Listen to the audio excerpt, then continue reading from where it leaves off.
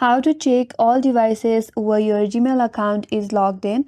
Hi everyone, this is Kate and welcome back to another video, and on today's video we will see how we can check all the devices where your Gmail account is logged in. So without further delay, let's get started with our video.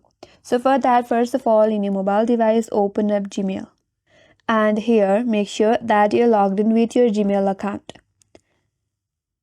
Once you're on this page, navigate to top right corner and tap on your profile icon. From here, tap on Google account. So once you're under this page, there on your interface, just below your account name, there is a menu bar with a menu such as Home, Personal Info, Data and Privacy. So you have to swipe that to your left. Then tap on Security. Once you're under Security, scroll down. And there, if you keep on scrolling, there is one section that says Your Devices. So tap on Manage All Devices.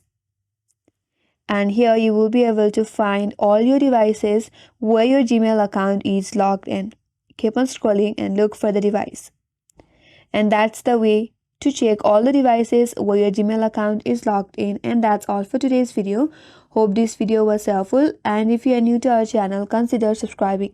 Thank you for watching and stay tuned for more tutorials.